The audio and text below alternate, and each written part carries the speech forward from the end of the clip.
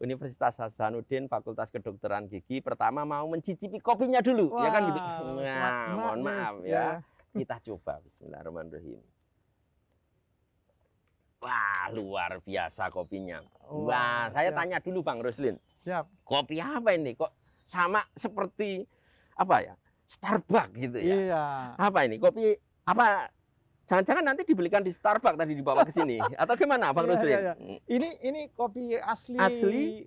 Kopi asli maksudnya yang biji kan? Iya, betul. Terus digiling. Digiling. Jadi bukan saset ini. Bukan saset jadi ya. pakai mesin. Iya. Tapi di Sulawesi Selatan terkenal kan dengan kopi. Sulawesi Selatan. Sulawesi Selatan terkenal dengan kopinya. Tepatnya di mana itu Bang Roslin? Ada dari Kopi Toraja. Kopi Toraja. Cuman ini diistilahkan kopi ujung. Kopi ujung. Ini ada yang suatu tempat yang sudah meracik sedemikian rupa. Gitu. Kopi itu mungkin sudah meramu, apakah itu Arabica dicampur sedemikian rupa sehingga menghasilkan suatu kopi yang sangat luar biasa cita rasanya. Cita rasanya memang ya, saya barusan mencicipi sangat luar biasa. Nggak kalah sama yang keren-keren itu ya. Betul, kan gitu. Ya. Makanya sore kali ini saya akan ngopi. Ngopi artinya ngolah pikir ya, ngolah pikir dalam dunia tentu kedokteran gigi karena tamu kita adalah Bapak Dekan dari Fakultas Kedokteran Gigi Universitas Hasanuddin Makassar, ya kan begitu. Baik Pak Dekan, nah ini revolusi industri sama pandemi COVID-19 ini ternyata membuat sesuatu yang teratur itu menjadi tidak teratur. Betul. Ya, sesuatu yang tadinya berjalan nyaman menjadi tidak nyaman. Betul sekali. Nah, ini saya akan klarifikasi dengan Bapak Dekan yang luar biasa ini. Kira-kira Pak Dekan, ya selama pandemi COVID ini berdampak enggak dalam dunia pendidikan kedokteran gigi? Iya, di dunia kedokteran gigi mungkin kalau di Indonesia kita dulu masih dengar istilah disrupsi. Disrupsi. Dan ternyata COVID-19 ini langsung mendisrupsi kita punya sistem pendidikan di Indonesia dan terutama di bidang kedokteran gigi. Dan menurut saya ini ada hikmahnya ini pandemi.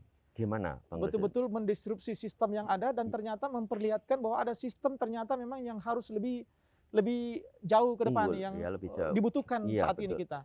Sehingga akselerasi kita bisa juga lebih cepat. Oke, jadi sekarang mungkin kita sudah familiar dengan apa menggunakan Zoom, ya kan begitu. Betul. Pegang HP, ya kan begitu. Ya. Sekarang itu enggak ada yang enggak pegang HP ya mahasiswa kita. Bahkan mahasiswa kita HP-nya mungkin lebih canggih daripada mahasiswa kita. Nah, Bang Roslin gimana ini strategi yang dijalankan oleh jadi Fakultas Kedokteran Gigi Unisula tentunya. Bukan Unisula. Ini ternyata Unhas. Kan Unisula ya kan begitu. Yang Unisula itu kan di sini ya kan itu. Inilah bingungnya kalau orang enggak tahu apa tempat tinggalnya kan begitu ya. Tapi enggak apa-apa ya, jangan khawatir. Ini kan kebetulan kita ngomong-ngomong santai. Jadi enggak ada yang salah ya kan begitu. Enggak ada yang salah, tenang aja ya kan begitu. Pemantik. Iya, betul. Tadi saya mau tanya apa, Bang? Kok saya jadi lupa ya? Masalah teknologi. Oh iya, teknologi. Orang pakai HP sekarang, smartphone, ya kan gitu. Ya. Nah, kira-kira Bang Roslin, untuk mengelola itu dalam kapasitas pembelajaran, apa yang dilakukan Bang Roslin untuk jadi memfasilitasi KBM-nya? Kita tahu kan kondisi untuk pencapaian kompetensi di Fakultas Kedokteran Gigi untuk menjadi seorang dokter gigi ada capaian dari hal bukan hanya afektifnya, bukan hanya dari kognitifnya, tapi psikomotorik. Iya, psikomotorik. Nah, persoalan yang psikomotorik ini yang selama hands on itu yang mendera kita ya. Bagaimana mencari solusi di masa pandemi ini. Dan ternyata setelah diskusi panjang dengan teman-teman semua se-Indonesia, ternyata pandemi ini mempercepat gerakan kita untuk revolusi pendidikan di dunia kedokteran gigi di Indonesia. Karena yang sebenarnya di luar itu kan mereka sudah bergerak, sudah memulai. Tapi dengan adanya pandemi ini kita memaksa kita melek gitu untuk ternyata harus kita juga ikut. Dan alhamdulillah dengan teknologi dulu yang ada dikenal dengan telemedicine, sekarang udah ada teledentistry. Kemudian dulu kita tidak familiar dengan istilah Zoom. Dulu masih awal-awal tuh Skype untuk komunikasi jarak jauh. Dan ternyata sekarang udah virtual. Ujung-ujung artificial intelligence udah masuk juga ke sana. Jadi menurut saya ini membuka mata kita bahwa ayo kita bergerak cepat, bergerak ikuti persoalan perubahan ini, eksternal ya kan perubahan itu. eksternal Iya. kita ini untuk lebih baik ke depannya, dan itu harus ujung-ujungnya berbasis teknologi. Betul. Jadi saya melihat ya tadi yang disampaikan oleh Bang Ruslin, permasalahan utama dalam dunia kedokteran gitu yang berkaitan dengan skill psikomotor ya Skill gitu. psikomotor. Kalau yang knowledge tadi tidak ada masalah Nggak ada ya. masalah, Bisa di apa? Transmisikan dengan jarak jauh, Jarak ya kan jauh, itu dengan betul, menggunakan HP, betul. dengan apa jadi ya semacam kayak webinar begitu Iya, ya bahasa webinar gitu, awamnya. ya, betul. Ini sangat menarik tentu yang tadinya orang-orang tidak biasa menyampaikan apa melalui media seperti itu, sekarang dipaksa mau tidak mau. Tapi begini Bang, ya, yang namanya dosen di tempat kita itu kan ada yang muda, ada yang tua. Iya, betul, betul. Ya. Itu kan kadang kalau dipaksakan agak, ya gimana ya, mungkin yang tua kan juga, ya seperti saya lah, mohon maaf agak gaptek kan gitu. Strateginya gimana Bang? Iya. Jadi sebenarnya kalau kita lihat teknologi itu asik. Betul, asik ya. Dan kayak teknologi media itu seksi ya, seksi. Karena akhirnya juga orang ingin tahu. Nah, teman-teman misalnya tadi yang agak-agak sudah mulai melupakan teknologi, itu akhirnya balik sendiri dan akhirnya enjoy. Betul. Enjoy. Cuma memang harus kita sering-sering memperkenalkan. Betul. Karena hanya dengan sering memperkenalkan, akhirnya nanti jatuh cinta juga dengan teknologi. Ya. Misalnya dulu kita nggak pernah mengenal istilah synchronize, asynchronous. Ya, nah sekarang ternyata kan itu sangat efektif juga, justru membantu. Ada yang misalnya nggak sempat memberikan kuliah langsung, bikin video. Oh gitu. Ya. Terus nanti ditampilkan gitu dan ya. Dan itu menjadi hak cipta, itu menjadi produktif kan jadinya. Jadi ini membuka kita. Memang tetap ada kekurangan. Yang tadinya kita harus mengekspresikan kalau misalnya offline lebih mudah, kita melihat respon audiens lebih mudah, partisipan lebih mudah. Nah, ini kalau misalnya dengan Zoom, dengan online, itu agak sedikit perlu rekayasa cara proses pembelajaran. Mungkin karena belum terbiasa aja. Tapi kalau setelah dilihat sekarang ya ada kurang lebih manfaatnya luar biasa. Iya, saya melihat kan ada nilai positifnya tadi. Berarti kan terekam, terdokumentasi dengan baik. Dengan baik. Kalau yang luring kan begitu kita ngasih kuliah sudah selesai kan itu. Kalau ini masih bisa dibuka ya Bang ya? Masih bisa direkam. Oh masih bisa direkam, diakses juga oleh mahasiswa gitu. Mahasiswa juga. Jadi bisa dicicipi atau dinikmati berulang-ulang. Berulang-ulang. Nah, ini Bapak Ibu sekalian, salah satu keuntungan juga tentu hikmah positif dari pandemi kan gitu ya. Jangan selalu beranggapan merugikan. Ternyata ini Bang Ruslin juga punya inovasi yang sangat luar biasa yang patut kita contoh untuk dunia pendidikan tentunya ya kan gitu. Ternyata kalau dengan sinkron, asinkron itu ternyata kalau divideokan nanti mahasiswanya bisa berkali-kali. Ya, berkali-kali Bapak Ibu sekalian untuk bisa melihat untuk menyerap ilmunya ya kan gitu. Dosen punya hak cipta. Betul. Oh gitu. Iya kan, ini hak cipta saya kan. Saya buat videonya, saya ini kan bisa dibuat. Bisa didaftarkan ke Haki gitu ya. Bisa didaftarkan. Luar biasa, ini ide yang menarik juga Pak Ruslin ya. Betul. Ya, jadi hak itu juga penting ya. Penting untuk kepentingan jadi akreditasi juga kalau tidak salah ya gitu ya. Betul, untuk akreditasi. Sangat luar biasa ini. Kemudian bisa membuat beberapa modifikasi video yang lebih menarik juga kan? Gitu. Iya, sehingga pasti mahasiswanya saya mau lihat lagi nih, putar lagi. Bahkan bisa merangsang inovasi daripada dosennya yang pertama. Yang kedua juga merangsang stimulasi untuk mahasiswa untuk melihat lagi gitu ya. Kalau dulu kan tidak, waktu zaman kita kuliah ya kan begitu. Kalau udah lewat bingung sudah selesai ya kan gitu. Iya, selesai kan gitu. Perlu mencatat. Catatannya hilang, bubar ya kan. Kalau sekarang masih bisa buka di dokumentasi. Betul ya. Ada file. Ini sangat luar biasa. Kemudian kalau kita misalnya di institusi, kami ada buat YouTube official. Gitu.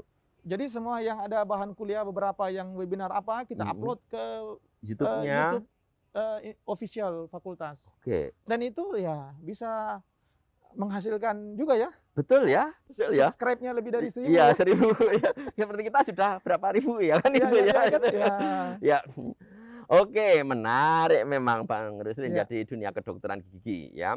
Kalau dari skill ini sekarang masih kita berjuang untuk jadi pengembangan kegiatan belajar mengajar yang hubungannya dengan skill psikomotor. Oke, saya tanya Bang Ruslin, kalau yang untuk skill psikomotor sejauh ini apa yang sudah dirintis oleh Bang Ruslin bersama teman-teman? Jadi bersama teman-teman di sini setelah masa pandemi ini hasil dari acuan dari Afdogi buat regulasi kan akhirnya kita membuat suatu strategi pencapaian psikomotorik dengan pertama misalnya kita buat video.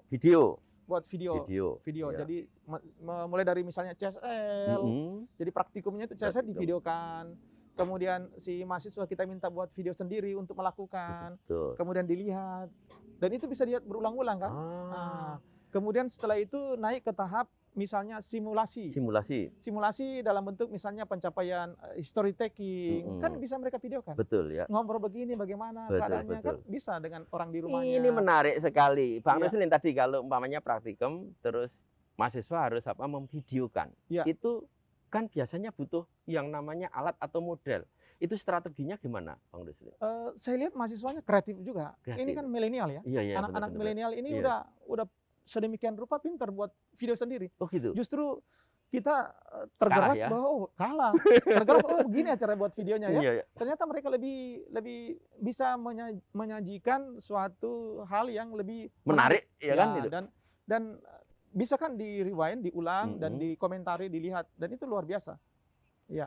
Oke, kalau terkait dengan peralatan kedokteran giginya misalnya, butuh model, itu apakah mahasiswanya dikirimi atau bagaimana? Ya, nah kemudian tahap selanjutnya setelah melalui tahap tadi virtual nah sekarang kita untuk mengerjakan. Nah kami strateginya mengerjakan di Pantom. Oh di Pantom? Ya, jadi kita sediakan alat-alat. Manikin, Pantom, mereka ngerjakan di Pantom. Oke, berarti begini Bang Ruslin, ada mahasiswa yang boleh datang ke tempat kita? Oke, sekarang saya tanya ini strateginya gimana? Karena kan gini, PPKM kan tidak boleh kerumunan. Betul. Harus prokes, ya kan gitu. Kalau bisa ya juga harus negatif, ya kan begitu, agar tidak menularkan. Ini kalau di UNAS gimana strateginya? Jadi kemarin strateginya memang setelah pernah kampus di lockdown, kemudian setelah itu pimpinan dalam hal ini rektor buat kebijakan bahwa untuk kegiatan yang sifatnya praktikum, itu bisa dilakukan offline. Tapi dengan syarat tetap ikut protokol. Nah ini tapinya harus didengarkan. Satu, ikut protokol. Ya, gimana Bang Ruslin? Nah, ikut protokol termasuk pada saat melakukan tindakan di Pantom, walaupun bukan dengan pasien, itu tetap pakai APD. Oh gitu? Pakai APD. Sangat luar biasa nih. Hazmat. Pakai hazmat juga? Pakai hazmat juga. Padahal bukan pasien ya? Bukan pasien. Karena yang ditakutkan antara temannya. Dan salah satunya juga kita batasi volumenya gitu ya, volume ruangan, volume mahasiswa dibatasi. Kemudian ruangan kita modified sebagai S house. Kemudian kita juga meminta dilakukan waktu pandemi masih tinggi itu di swab juga ya. Jadi, itu untuk yang preklinik atau yang klinik Bang Ruslin? Yang preklinik, yang klinik. Oh, yang dua-duanya berarti harus swab. Yang mau praktikum kita swab. Jadi kita sediakan untuk di swab yang swab rapid. Kalau ada yang negatif ya praktikum. Kalau ada yang positif suruh isolasi dulu. Isolasi ya kan dulu. Libur dulu ya kan itu.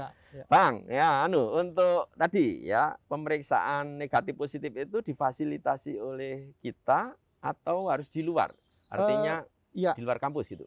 Untuk memudahkan itu kita, karena kalau misalnya di luar kampus kan nanti mahasiswanya kemana-mana lagi. Iya betul, kan? betul. Justru kemana-mana bisa bawa nyari penyakit. Jadi kami buat sendiri di fakultas. Di rumah sakit. Kami kerjasama dengan Rumah Sakit Gigi Mulut. Alhamdulillah, luar biasa nih. Jadi tenaga labnya dibawa ke sini.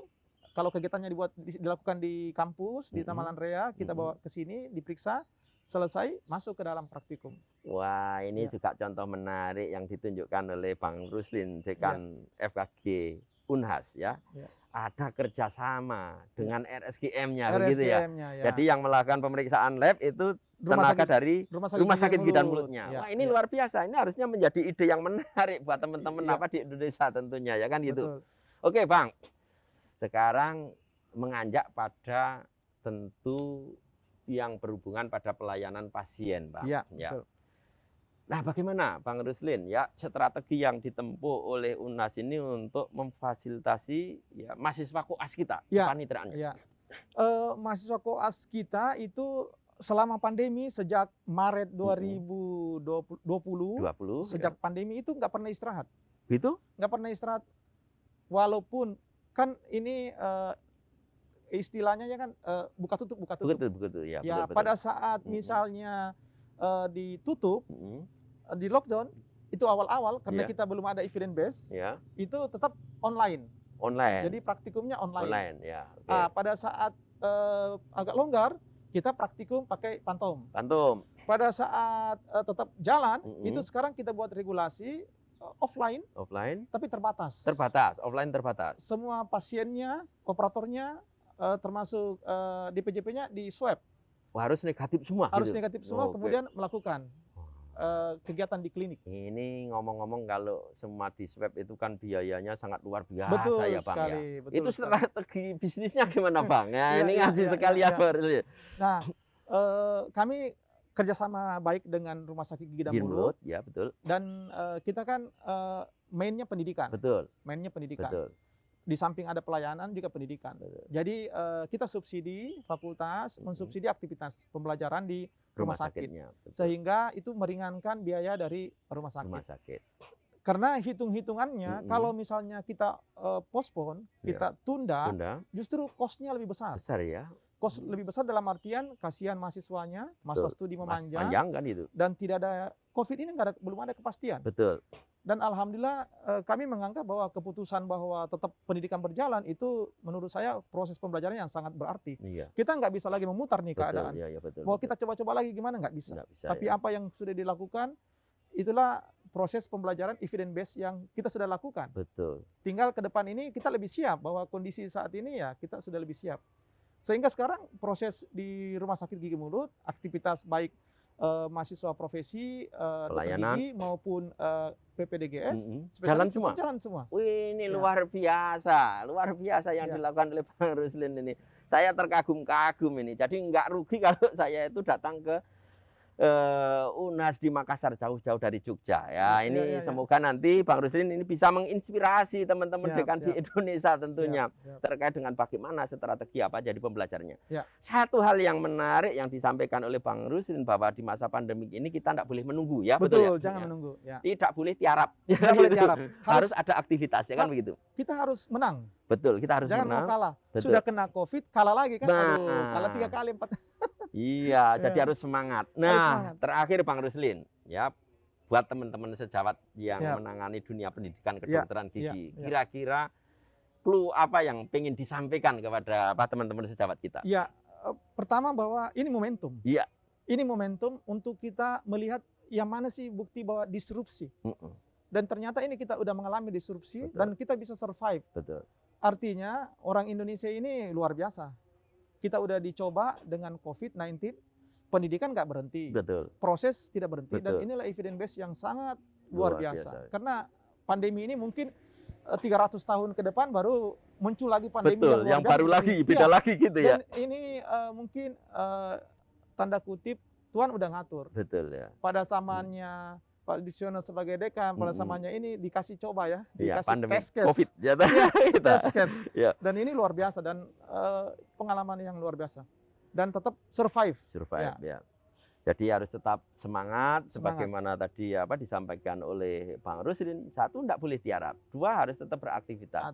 3, harus ada kreasi dan inovasi yang penting ya. Ini betul. Bisa dicontoh Bapak Ibu sekalian ya. Paling tidak Bang Ruslin pasti akan membuka jadi kesempatan untuk diskusi bagi teman-teman dekan yang lain kalau ingin menanyakan terkait dengan Bang Ruslin bagaimana proses kegiatan belajar mengajar agar bisa lancar tidak tiarap ya kan begitu. Betul. Baik, terima kasih Bang Ruslin atas kesempatan waktunya. Semoga ini juga bisa memberikan kebermanfaatan bagi masyarakat Indonesia khususnya untuk kedokteran gigi ya. Terima kasih, kita akhiri. Billahi taufik wal hidayah. Assalamualaikum warahmatullahi wabarakatuh. Saya nikmati lagi. Oh iya, saya juga minum kopinya. Ya, monggo.